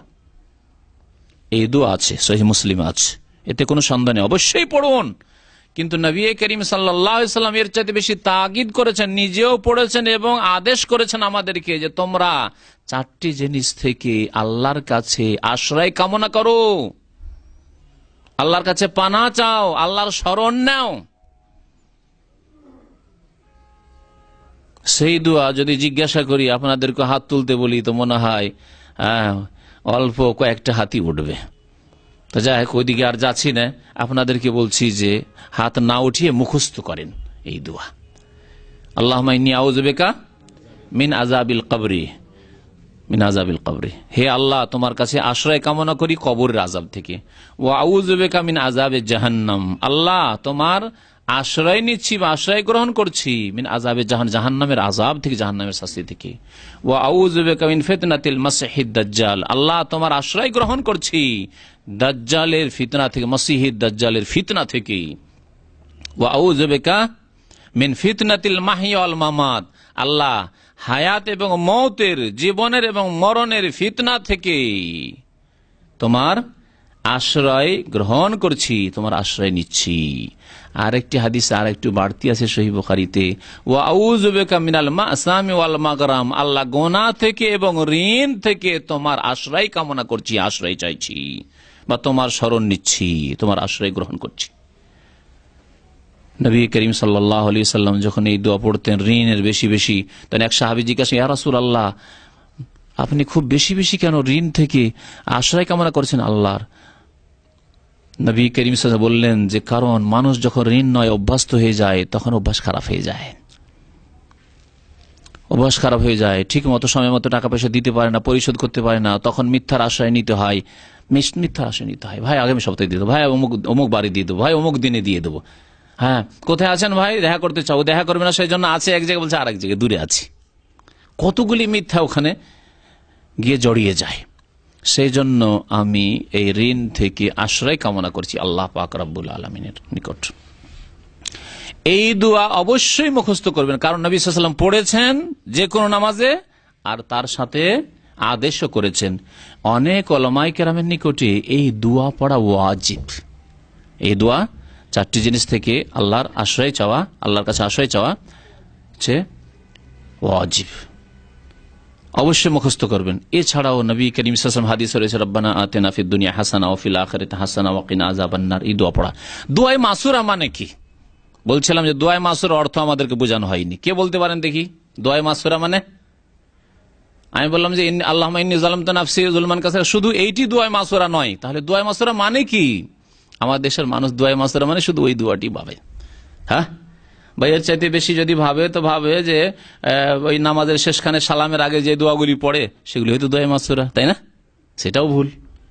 দোয়ায়ে মাসুরা মানে এই হচ্ছে সেই উত্তর। মাসুরা শব্দটি ইসিম মাফুল আসার থেকে, আসার মানে হাদিস। হাদিসের 3টি নাম আছে বা 4টির নাম বলতে পারি। হাদিসকে হাদিস বলা হয়, হাদিসকে সুন্নাহ বলা হয়, হাদিসকে খবর বলা হয়, হাদিসকে আসার বলা হয়। 4টি নাম হাদিসের। নবী করিম সাল্লাল্লাহু আলাইহি ওয়াসাল্লামের হাদিসের 4টি নাম। তাহলে আসার মানে হাদিস, আর মাসুরা মানে নবী সাল্লাল্লাহু আলাইহি ওয়াসাল্লাম থেকে বর্ণিত, প্রমাণিত। তাহলে হাদিসের দোয়াগুলিকে দোয়ায়ে মাসুরা বলা হয়। যে কোনো দোয়া হাদিসে রয়েছে, সহিহ হাদিসে রয়েছে, তার নাম হচ্ছে দোয়ায়ে মাসুরা। তাহলে দোয়ায় মাসুরা পড়বেন, মানে নবী সাল্লাল্লাহু আলাইহি ওয়াসাল্লাম থেকে যেসব দোয়া প্রমাণিত রয়েছে যে কোনো দোয়া পড়েন। তারপরেও সহিহ বুখারী শরীফে হাদিস রয়েছে যে তাশাহুদ পড়ার পরে, তারপরে দুরুদ পড়ার পরে ওয়ালিয়াতাখাইয়ার মিনাল মাসআলাতি আজাবাহু ইলাইহি, তারপরে তোমার যা পছন্দ তাই তুমি দোয়া করো, আল্লাহর কাছে সওয়াল করো, যাচ্চা করো, চাও, আজাবাহু ইলাইহি, যা তোমাকে ভালো লাগে। সুতরাং এখানে দোয়ায় মাসুরাতেই যে সীমিত থাকতে হবে তাও জরুরি নয়। আপনার এমন কিছু প্রয়োজন আছে আপনি দোয়ায় মাসুরাতে খুঁজে পাচ্ছেন না, আল্লাহ পাকের কাছে আপনি চাইবেন, চাইতে পারেন। এইভাবে নামাজকে শিখতে হবে। ওয়া তাহলিলুহা তাসলিম, শেষখানে সালাম ফিরে নামাজ শেষ করতে হবে। আসসালামু আলাইকুম ওয়া রাহমাতুল্লাহ। যদি কেউ তার সাথে ওয়া বারাকাতুহু বলে তাও আবু দাউদের হাদিস রয়েছে। সুতরাং আসসালামু আলাইকুম ওয়া রাহমাতুল্লাহি ওয়া বারাকাতুহু যদি কেউ বলে সহি রয়েছে, কিন্তু প্রসিদ্ধ যেটি নবী করিম সাল্লাল্লাহু আলাইহি ওয়াসাল্লাম থেকে তা অধিকাংশ সময় আসসালামু আলাইকুম ওয়া রাহমাতুল্লাহ বলতেন, আসসালামু আলাইকুম ওয়া রাহমাতুল্লাহ বলতেন। এইভাবে নামাজ শেষ হবে। তাহলে সালাম ফিরলে নামাজ শেষ হয়ে গেল। আমাদের দেশে সালাম ফিরলে নামাজ শেষ হয় না। হ্যাঁ, নামাজ শেষ হয় না। কারণ আরে শুরুতে 3টা বিদাত করেছি তো শেষে কিছু করব না, এমনিতে ছেড়ে দেবো, বিদাত দিয়ে ঘিরে দেবো দুই দিক থেকে। ফাসেকদের রোজার কথা মনে পড়ছে, ছোট কালে যারা বেরোজাদার তাদের কথা শুনতাম, তারা বলতো যে শুরুতে 1-2টা রোজা রেখে দেবো আর শেষ দিকে 2টা রোজা দেবো, দুই দিক থেকে ঘিরে দেবো রোজাকে। তো এইরকম বিদাতিদের নামাজ, শুরুতে 3 বিদাত করেছি, নামাজের শেষখানে 1-2টা বিদাত করে নামাজকে বিদাত দিয়ে ঘিরে দেবো, এই হলো অবস্থা তাদের নামাজের। ফাসেকদের রোজার যা অবস্থা, এদের বিদাতিদের নামাজের অবস্থা, বড় আফসোস লাগে। সালাম ফিরার পরে আপনার কাজ আছে, কাজায়ে হাজাত, বাথরুমের প্রয়োজন আছে, এটা তো নয় খুব জরুরি হয়ে গেল। আপনার গাড়ি, এখানে দেখেন গাড়ি অনেক সময় পার্কিং পাওয়া যায় না। হ্যাঁ, আপনি কারো গাড়িকে আপনি ভিতরে রেখে চলে এসছেন, আপনি পার্কিং করে, পার্কিং ঠিকভাবে নেই, অথবা রোডের উপর রাখা আছে, একটু লেট করলে আপনার ফাইন লাগতে পারে, গারামা লাগতে পারে, অথবা আপনার তাড়াতাড়ি প্যাসেঞ্জার আছে, প্যাসেঞ্জারকে আপনার অপেক্ষা করবে, অথবা আপনার কফিল বলেছে না তাড়াতাড়ি দোকান খুলবে। কারণ ফরজ ইবাদত বন্দেগী করার জন্য আপনাকে পারমিশন দেয়, সুন্নতের জন্য মালিক যদি বলে না আমার ব্যবসা লস হচ্ছে, কারণ আপনি বেতন নিচ্ছেন, তাহলে বেতনের বিনিময়ে ডিউটি করা ফরজ আপনার। আর সুন্নত নামাজ পড়ার জন্য আপনার অনেক সময় আছে, আপনি নিজের সময় পড়েন, জরুরি নয় যে আপনার মালিককে এত সময় দিতে হবে। যদি দেই তাহলে জাযাহুল্লাহু খায়রা, ভালো মানুষ। কিন্তু সবাই তো আর এত ভালো মানুষ নয় যে সুন্নত পড়ার জন্য আর অতিরিক্ত কাজ করার জন্য আপনাকে সময় দিবে, তাড়াতাড়ি দোকানটা খুলবে। এরকম বহু কাজ থাকতে পারে। আমাদের ছেলে মেয়েকে অনেক সময় মাদ্রাসা থেকে নিতে হয়, এরকম কাজ থাকতে পারে। একটুর জন্য ছেলে মেয়েদের অসুবিধা হয়ে যেতে পারে, একা পড়ে যেতে পারে মাদ্রাসার গেটে, স্কুলের গেটে, এরকম বিভিন্ন সময় রয়েছে। সুতরাং এইভাবে বাধ্য করা মানুষকে যে না সালামের পরে বসে থাকতে হবে, আর বসে 1 মিনিট সময় দেওয়া হয় না, সাথে সাথে সালাম ফেরার সাথেই, এ আরেকটি ভুল বিদাত। এক তো বিদাত যে সম্মিলিত মুনাজাতের এক বিদাত রয়েছে, দ্বিতীয় বিদাত সালাম ফেরার সাথেই একবারে আমিন রব্বানা যালামনা আনফুসানা ওয়া ইল্লাম তাগফির লানা ওয়া তারহামনা লানাকুনান্না মিনাল সাথে সাথে। আচ্ছা, যদি এটা না করে তো আরেকটা দৃশ্য দেখেছি, বিদাতের দৃশ্য। যদি দেখো যে না মোনাজাত হচ্ছে না, সৌদি আরব মোনাজাত হচ্ছে না, মক্কাতে একবার হজের ডিউটিতে ছিলাম মিসফালায়, মসজিদে বুখারীতে, মিসফালার শেষ দিকে আছে, তো ওখানে ওই তুরস্কের লোকেরা গোটা মসজিদটায় নামাজ পড়ে, ওখানে তাদের হজের বিল্ডিং ছিল। যেমনই সালাম ফিরা হয়, জানে যে এরা তো আর মোনাজাত সম্মিলিত করবে না, যেমনই সালাম ফিরা হয় এমন ভাবে উঠে মনে হচ্ছে যে আর্মিদের প্যারেড চলছে, ট্রেনিং চলছে, তাই করে দাঁড়িয়ে উঠে এইভাবে একবারে। দেখতে কেমন আজব লাগে, যেমন ওই দেখেছেন তো মনে হয় ট্রেনিং করতে, হ্যাঁ ফৌজদের ট্রেনিং করতে দেখেছেন, ওই রকম ট্রেনিং মতো একেবারে লাফ দিয়ে সব একসাথে যে উঠছে না, এইরকম আশ্চর্য কথা। এটিও সুন্নতের খেলাফ। যেমন সুন্নতের খেলাফ সম্মিলিত মোনাজাত, তেমনি সুন্নতের খেলাফ সাথে সাথে লাফ দিয়ে উঠে সুন্নত শুরু করা। বরং এখানে জিকির আজকার রয়েছে। নবী করিম সাল্লাল্লাহু আলাইহি ওয়াসাল্লাম সালাম ফিরার পরে বলতেন আস্তাগফিরুল্লাহ আস্তাগফিরুল্লাহ আস্তাগফিরুল্লাহ। যদিও একটি হাদিসে মুসলিম শরীফে আল্লাহু আকবার দিয়ে রয়েছে, কিন্তু এই মাসলাটিতে বড় ইখতিলাফ রয়েছে। এজন্য আরব ওলামারা এই আল্লাহু আকবরের উপর আমল করে না। ভারত, বাংলাদেশ, পাকিস্তানের আহলে হাদিস আলেমরা তারা এই আল্লাহু আকবার দিয়ে শুরু করে, তারপরে আস্তাগফিরুল্লাহ আস্তাগফিরুল্লাহ আস্তাগফিরুল্লাহ বলে। এখানকার ওলামারা বলছেন যে না, সেই হাদিসে আল্লাহু আকবার, যদিও মুসলিম শরীফ হাদিস রয়েছে আল্লাহু আকবার মানে জিকির, তাকবীর মানে জিকির, তাকবীর মানে আল্লাহু আকবার বলা নাই। এই জন্য তারা আস্তাগফিরুল্লাহ আস্তাগফিরুল্লাহ আস্তাগফিরুল্লাহ, তারপরে আল্লাহুম্মা আনতাস সালাম ওয়া মিনকাস সালাম তাবারাকতা ইয়া যাল জালাল ওয়াল ইকরাম, আল্লাহুম্মা লা মানিআ লিমা আতাইতা ওয়া লা মুতিয়া লিমা মানাতা ওয়া লা ইয়ানফাউ যাল জাদ্দি মিনকাল জাদ্দু, আল্লাহুম্মা আইন্নি আলা যিকরিকা ওয়া শুকরিকা ওয়া হুসনি ইবাদাতিকা। তারপরে কালিমা তাওহীদ লা ইলাহা ইল্লাল্লাহু ওয়াহদাহু লা শারীকা লাহু লাহুল মুলকু ওয়া লাহুল হামদু ওয়া হুয়া আলা কুল্লি শাইইন কাদির, আয়াতুল কুরসি, তারপরে তসবিহ সুবহানাল্লাহ 33 বার, আলহামদুলিল্লাহ 33 বার, আল্লাহু আকবার 33 বার, 99 হইল। আর তামামুল মিয়া হাদিসে রয়েছে 100 পুরা করেন লা ইলাহা ইল্লাল্লাহু ওয়াহদাহু লা শারীকা লাহু লাহুল মুলকু ওয়া লাহুল হামদু ওয়া হুয়া আলা কুল্লি শাইইন কাদির দিয়ে এতগুলি জিকির আজকার, এত নেকির কাজ, এত ফজিলতের কাজ বাদ দিয়ে এই শেষখানেও বলতে পারি যে দুটি বিদাত, এক হচ্ছে সম্মিলিত মোনাজাত, আর যদি ওই বিদাতের সুযোগ না পায় তাহলে সাথে সাথে উঠে গিয়ে সুন্নত শুরু করা। আর সামনের দিক থেকে যদি কেউ বের হওয়ার এমার্জেন্সি থাকে তাহলে 1 মিনিট সময় পাচ্ছেন, পিছনে নামাজ শুরু হয়ে গেছে, পারবে। যেইভাবে নামাজ শুরু হয়ে যায়, কারো যদি প্রয়োজন থাকে তো বের হইতে পারবে, মুশকিল হয়ে যাবে, নামাজের সামনে দিয়ে যেতে হবে, হারাম কাজ তাকে করতে হবে। তো মোটামুটি সংক্ষেপে এই নামাজকে আমি আপনাদের সামনে পেশ করার চেষ্টা করলাম। এতে অনেকগুলি মাসলা মাসাইলের হয়তো ওইভাবে দলিল পেশ করা হয়নি, সেই জন্য ওয়াদা করছি ইনশাআল্লাহ তাআলা আল্লাহ পাক যদি আমাকে সুযোগ সুবিধা দান করেন তাহলে আগামী সপ্তাহগুলিতে প্রত্যেকটি মাসলা যেগুলি উল্লেখ করলাম আর সেগুলি প্রচলিত ইন্ডিয়া, বাংলাদেশ, পাকিস্তানের সংখ্যাগরিষ্ঠ মানুষের মজহাবের খেলাফ রয়েছে। মজহাব আল্লাহ ফরজ করেননি, আল্লাহ পাক ফরজ করেছেন আল্লাহর আনুগত্য, রাসূলের আনুগত্য। খুব সহজ ভাষায় বোঝার চেষ্টা করবেন। আতিউল্লাহ ওয়া আতিউর রাসূল, তোমরা আল্লাহর আনুগত্য করো, আল্লাহর কথা মানো, আল্লাহর দিন মানো, আর রাসূলের কথা শোনো, কথা মানো। ওয়ামাই ইউতিউর রাসূল ফাকাদ আতা আল্লাহ, যারা রাসূলুল্লাহ সাল্লাল্লাহু আলাইহি ওয়াসাল্লামের আনুগত্য করলো, রাসূলকে মানলো, রাসূলুল্লাহ সাল্লাল্লাহু আলাইহি ওয়াসাল্লামের মতো নামাজ পড়লো, তার আল্লাহরই আনুগত্য করলো। কোথাও বলা হয়নি যে আলেমদের, ইমামদের আনুগত্য করো, বড়দের আনুগত্য রয়েছে কিন্তু শর্ত সাপেক্ষ রয়েছে। যদি কোরআন সুন্নাহর অনুকূলে হয়, নবী সাল্লাল্লাহু আলাইহি ওয়াসাল্লামের সুন্নাত মোতাবেক হয় নামাজের ক্ষেত্রে, তাহলে আনুগত্য করতে হবে ইমাম সাহেবের মযহাবের। আর যদি নবী সাল্লাল্লাহু আলাইহি ওয়াসাল্লামের সহিহ হাদিসের খেলাফ ওই নামাজ হয়, আপনার প্রচলিত নামাজ, তাহলে ছেড়ে দিয়ে রাসূলুল্লাহ সাল্লাল্লাহু আলাইহি ওয়াসাল্লামের আনুগত্য করতে হবে। তাহলে ওই নামাজ পাওয়া যাবে, ওই ইবাদত পাওয়া যাবে যে ইবাদত আল্লাহ পাক পছন্দ করেন এবং সেই ইবাদত কবুল করার ওয়াদা করেছেন। আল্লাহ পাক যেন আমাদেরকে সত্য কথা বোঝার, হক কথা বোঝার এবং তার প্রতি আমল করার তৌফিক দান করেন। আল্লাহ পাক আমাদের অতীতের ভুল ভ্রান্তি যেন মাফ করে দেন। রব্বানা লা তুআখিযনা ইন নাসিনা আও আখতানা, রব্বানা ওয়ালা তাহমিল আলাইনা ইসরান কামা হামালতাহু আলাল্লাযিনা মিন ক্বাবলিনা, রব্বানা ওয়ালা তুহাম্মিলনা মা লা তাকাতা লানা বিহি ওয়া'ফু আন্না ওয়াগফির লানা ওয়ারহামনা আনতা মাওলানা ফানসুরনা আলাল কওমিল কাফিরিন। আল্লাহ পাক যা অতীতে আমাদের নামাজ বা অন্যান্য ইবাদত বন্দেগীতে অন্যান্য কাজে ভুল হয়েছে, আল্লাহ তুমি মাফ করে দাও। না জেনে যা করেছেন আল্লাহ পাক মাফ করে দেবেন। কিন্তু সহিহ নামাজ শিক্ষা বলে দেওয়া হইল, তারপরে আমলও করলেন না আর যাচাই করলেন না, দুটোর একটা করতে হবে আপনাকে। হয় যদি আমার কথার উপর আস্থা থাকে তাহলে এইভাবে নামাজ পড়েন আপনি, আর যদি আপনার কিছু দ্বিধাদ্বন্দ্ব থাকে যে না আমার আরো কিছু জানার প্রয়োজন রয়েছে, তাহকিক, রিসার্চ, তদন্তের প্রয়োজন রয়েছে, তাহলে বেশ কিছু কিতাব রয়েছে, সেগুলি কোরআন হাদিস ভিত্তিক নামাজের উপর লেখা হয়েছে, সেগুলি পড়েন, দলিল প্রত্যেকটির পাবেন, তাহলে আপনি নামাজকে সংশোধন করে নিতে পারবেন। নামাজের উপর অনেকগুলি বই লেখা হয়েছে, তার মধ্যে 1-2টি বইয়ের নাম বলি আপনাকে।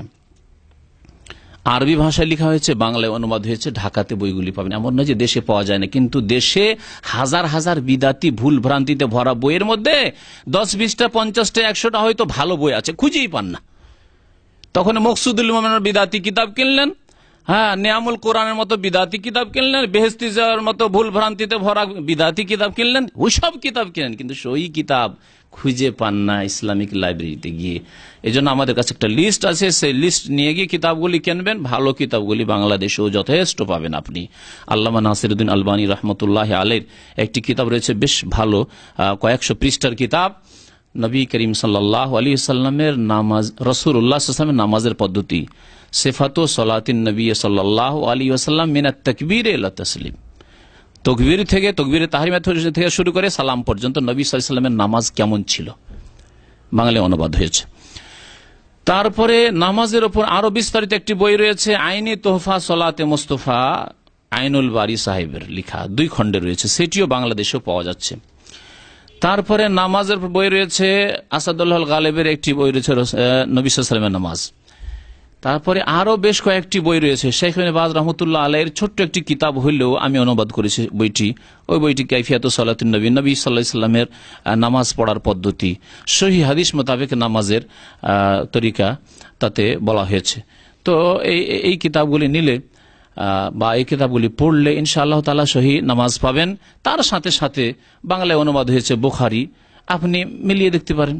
বুখারী শরীফে কেমন আছে, রফুল এদেন আছে, বুখারী শরীফে আমিন জোরে আছে, বুখারী শরীফে সূরা ফাতিহা না পড়লে নামাজ হয় না ইত্যাদি, এই সব মাসলা তো সেখানেই পাবেন আপনি।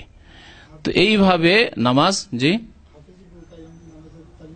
হাফেজ ইবনুল কাইয়িম রাহমাতুল্লাহর একটি বড় কিতাব আছে, জানি না বাংলায় অনুবাদ হয়েছে।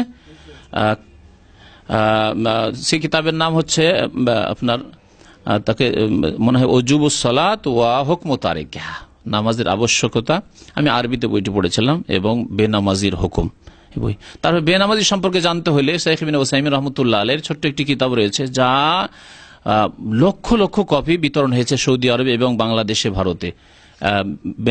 নামাজ ত্যাগকারীর বিধান, এই বইটি অত্যন্ত গুরুত্বপূর্ণ। এই বই পড়ে অনেক বেনামাজি আল্লাহর ভয় এসছে, তার অন্তরে নামাজি হয়েছে।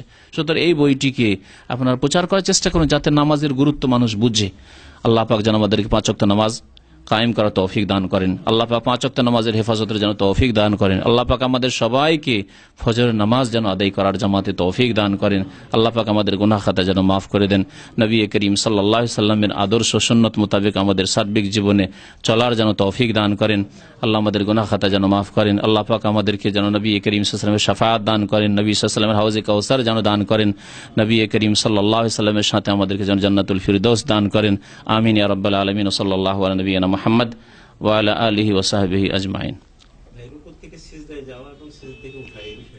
হ্যাঁ, রুকু থেকে যাওয়ার সময় আর ওঠার সময়, হ্যাঁ, রুকু থেকে উঠে সেজদায় যাওয়ার সময়, সেজদায় যাওয়ার সময় আগে হাত রাখতে হবে না হাঁটু রাখতে হবে? এই ক্ষেত্রে সহিহ হাদিস যেটি, সেটি হচ্ছে আগে হাত রাখতে হবে, আগে হাত রাখতে হবে। রাখার সময় হাত রাখলেন, আর উঠার সময় বেশি সহি হচ্ছে, উত্তম হচ্ছে যে আগে হাঁটু উঠবে আর হাতে ভর দিয়ে উঠবেন। তাহলে হাত আগে রাখলেন আর হাতকে পরে উঠালেন, আগে রাখলেন হাত আর হাতকে পরে উঠালেন। এটি হচ্ছে উত্তম তরিকা, আর এটি হচ্ছে সহিহ হাদিসের ভিত্তিতে। সহিহ হাদিস ইনশাআল্লাহ তাআলা আমি নোট করে রেখেছি, এগুলি দলিল প্রত্যেকটির মোটামুটি নোট করা আছে। আমি ইনশাআল্লাহ আগামী সপ্তাহগুলিতে ওই দলিলগুলি প্রত্যেকটি বর্ণনা করব। আরেকটি মত হচ্ছে যে আগে হাঁটু রাখা, যে প্রচলিত নামাজে আগে হাঁটু রাখা, আর ওঠার সময় আগে হাত উঠিয়ে নেওয়া। তাহলে হাঁটু রাখলো আগে আর হাঁটুকে পরে উঠালো, হাঁটুতে ভর দিয়ে আগে হাত উঠিয়ে নিয়ে এইভাবে উঠা। এর দলিল অধিকাংশ আইম্মায়ে কেরাম জয়ীফ বলেছেন। আর যদি শেখ ইবনে বাজ যেমন বলেছেন যে যদি কেউ এমন হয় যে আমল করে তো করতে পারে, কিছু আলেমরা এটিকে হাসান পর্যন্ত বলেছেন। তবে আল্লামা নাসিরুদ্দিন আলবানীর কিতাব আমি দেখলাম, আজকেও দেখলাম, যে তিনি বলেছেন যে আগে হাঁটু রাখার হাদিস হচ্ছে জয়ীফ। আর নবী সাল্লাল্লাহু আলাইহি ওয়াসাল্লামের যেটা আদেশ সেটা হচ্ছে যে ফালা ইয়াবরুক কামা ইয়াবরুকুল বাইর, তোমরা উটের মতো বসবে না, তোমরা উটের মতো বসবে না। উট কেমন করে বসে? আগে হাঁটু রাখে, উটের হাঁটু এইভাবে ধরতে হবে। উটের হাঁটু তার সামনের পায়ে আছে, সামনের পায়ে হাঁটু আছে, পিছনের পায়ে হাঁটু নেই, হাঁটু আছে সামনের পায়ে, তাই হাঁটু পাড়ে তারপরে বসে। তোমরা হাঁটু পেড়ে বসিও না, এই ব্যাখ্যা করা হয়েছে এই হাদিসে ফালা ইয়াবরুক কামা ইয়াবরুকুল বাইর। তারপর ওয়াল ইয়াদা ইয়াদাইহি ক্বাবলা রুকবাতাইহি, দুই হাত আগে রাখো হাঁটুর আগে।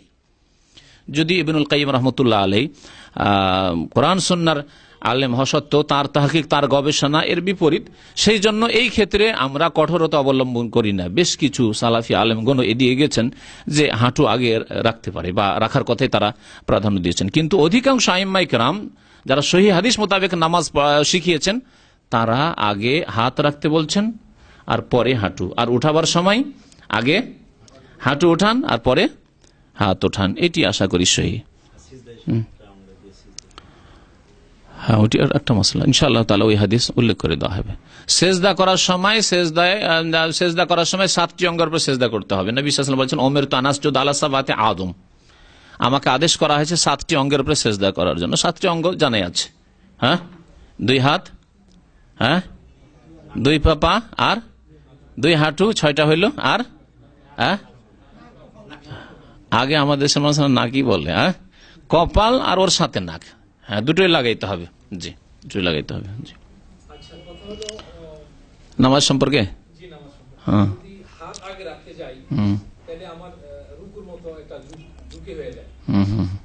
অভ্যাস নাই, সেই জন্য অভ্যাস করেন। আচ্ছা আচ্ছা,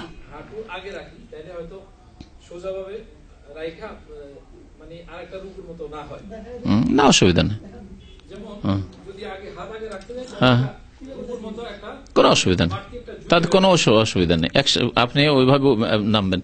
বৃদ্ধ লোকদের জন্য সেখানে বাদ রহমতুল্লাহ এই ফতোয়াটা লিখেছেন, ওনার মত, আর আমাকে ভালো লেগেছে। আমি যে বইটা অনুবাদ করেছি তাতে আছে, কিন্তু উনি বলেছেন যে বৃদ্ধ লোকদের জন্য আগে কোনটা রাখা সহজ না, আগে হাত রাখা, আর হাতটা রেখে আস্তে করে নামল। তো বৃদ্ধ লোকের জন্য হাতটা রাখা আগে সহজ। হ্যাঁ, আর যারা যুবক লোক তাদের হাঁটু রাখতে অসুবিধা নেই। বৃদ্ধ লোক যদি হাঁটু রাখতে যায় তো হয়তো পেট বড় আছে, আছাড় খেয়ে পড়ে যেতে পারে, হ্যাঁ হাঁটুতে ব্যথা থাকতে পারে। তা হাতটা রেখে দিয়ে তারপরে হাঁটুটা বৃদ্ধ লোকদের জন্য। এই জন্য তিনি বলেছেন যে এই ক্ষেত্রে অসুবিধা নেই, উত্তম শুধু আগে হাত রাখা, বাকি যদি কারো কোনটা অসুবিধা হয় তো যেটা যার জন্য সুবিধা রাখতে পারে। আল্লাহু আলাম। এক ভাই প্রশ্ন করছেন যে ফরজ নামাজ ছাড়া সব ধরনের সুন্নত নামাজ না পড়লে ক্ষতি হবে কি? দেখেন, নামাজ ফরজ নামাজ, আমি গত সপ্তাহে একটা উদাহরণ দিলাম, আমি উদাহরণটা দিলাম, আমাকে ভালো লাগলো উদাহরণটা দিতে, যে যদি আপনাকে স্কুলে আমরা যখন পড়াশোনা করতাম, আর মাদ্রাসায় দীর্ঘদিন পড়েছি, স্কুলেও পড়েছি, তো কিছু ছেলে আমাদের সাথী সঙ্গী থাকতো, তারা বলতো আরে 33 মার্ক পেয়ে যাব, অসুবিধা নেই, পাশ করে যাব। তো কিছু ছেলেদের চিন্তা হলো যে পাশ করতে পারবো কিনা, তো যারা পাশ করতে চান ফরজ 17 রাকাত পড়ে 33 মার্ক পেয়ে যাবেন ইনশাআল্লাহ তাআলা। কথা বুঝতে পেরেছেন? আচ্ছা, যদি বলেন না আমি 33 নেব না, আমি মোটামুটি কমপক্ষে 50-60 নেবো, সেকেন্ড ডিভিশন তো নেবো, ফার্স্ট না হলে সেকেন্ড ডিভিশন নেবো, তাহলে সুন্নত বেতর সহ পড়তে হবে। সুন্নত বেতর সহ পড়তে হবে। বিশেষ করে বেতরের আরো গুরুত্ব রয়েছে, আর ফজর সুন্নতের গুরুত্ব রয়েছে। সুতরাং সুন্নত 12 রাকাত আর বেতর 1 রাকাত 13, হ্যাঁ 13 আর 17 কত হলো? 30 রাকাত। 30 রাকাত নামাজ দৈনিক যে ব্যক্তি পড়বে, আশা করি সেকেন্ড ডিভিশন নামাজে পেয়ে যাবে, আশা করি সেকেন্ড ডিভিশন নামাজে পেয়ে যাবে। কেউ যদি না সেকেন্ড ডিভিশন না, আমরা মদিনা ইউনিভার্সিটিতে পড়তাম, কত ছেলে ভাই দোয়া করেন যাতে পাশ করতে পারি, কারণ পাশ না করলে তখন টিকিট দিত না, দেশে যেতে পারতো না। কত ছেলে যে কান্না করতো আল্লাহ পাক জানে। বন্ধু বান্ধব অনেকে পরিচিত এরকম আছে, বিবাহ করে এসছে আর বছরে একটা টিকিট তাও দেবে না, 2-2,500 রিয়াল ব্যাপার। ছাত্র কোথা থেকে তার স্টাইপেন্ড অল্প 500 টাকা তখন দিত, 520 টাকা, তা দিয়ে কি করে টিকিট কিনে যাবে? যেতে পারতো না বাড়ি, কান্নার শেষ থাকতো না। সুবহানাল্লাহ। তাহলে কারো তো পাশ করার চিন্তা, কারো সেকেন্ড ডিভিশন পাওয়ার চিন্তা। আর যারা ভালো ছেলে তাদের চিন্তা হতে যে না আমার যেন এক্সিলেন্টটা 90 না ছুটে যায়, 90-র উপরে থাকতে হবে, কারণ এখানে 90 না হলে ডিস্টিংশন হয় না বা এক্সিলেন্ট হয় না। তো 90 হলে একটা ফায়দা কি ছিল, প্রত্যেক বছর একটা গিফট ছিল ইউনিভার্সিটির পক্ষ থেকে, ভালো একটা মোটামুটি অ্যামাউন্ট, খারাপ না, ছাত্রদের জন্য যথেষ্ট ভালো একটা অ্যামাউন্ট। তো তাদের চিন্তা যে না 90-এর উপরে থাকতে হবে, 90-এর নিচে যেন না আসে, 90-এর উপরে 92 হোক 95 হোক যাই হোক, কিন্তু 90-এর উপরে থাকতে হবে।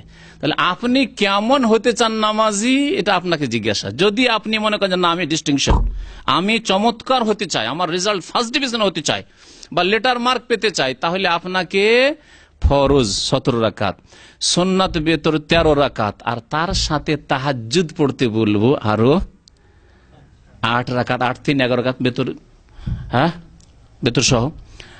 আর তার সাথে সাথে আরো যদি ভালো করতে চান যে না 90 শুধু থাকবো না, আমি 95-এর উপরের দিকে যাব, হ্যাঁ নামাজের ক্ষেত্রে, তাহলে ইশরাক পড়েন, সালাতুদ দোহা পড়েন, আরো মাঝে মাঝে আপনি নফল নামাজ পড়েন, এইভাবে নামাজ পড়েন। এই হচ্ছে নামাজের ভাগ। আর এইভাবে বুঝতে হবে বাংলাদেশে, ইন্ডিয়াতে নামাজি, পাকিস্তানে নামাজি কেমন, যারা নামাজি তারা সবগুলিকে সমান মনে করে, ফরজ যেমন তেমন বসে যে নফলটা পড়ে ওটাও তাদের কাছে ওই রকম, একই রকম। আর যারা পড়েন এত বোঝা উঠাইতে পারবো না, এর সাথেই 17 রাকাত পড়তে পারবো না, সুতরাং ফরজও পড়ে না, সুন্নত তো পড়েই না, বেতর তো পড়েই না, ও তো তাহাজ্জুদ ওসব তো নেই, ফরজই পড়ে না, বেনামাজি নামে মুসলিম। বুঝতে পেরেছেন? যদি আমাদের আলেমরা এইভাবে ভাগ করে দিত, পাস করতে চান ফরজটা কমপক্ষে আদায় করেন। অনেক পাস করার লোক আছে, সালাম ফিরে টান দিল, পাস কর 33 মার্ক। বুঝতে পেরেছেন?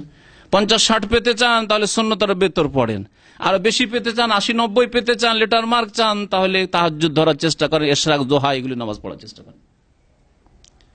আশা করি যথেষ্ট বোঝার জন্য এতটুকু। সাল্লাল্লাহু আলা নবিয়িনা মুহাম্মদ ওয়া আলা আলিহি ওয়া সাহবিহি আজমাইন।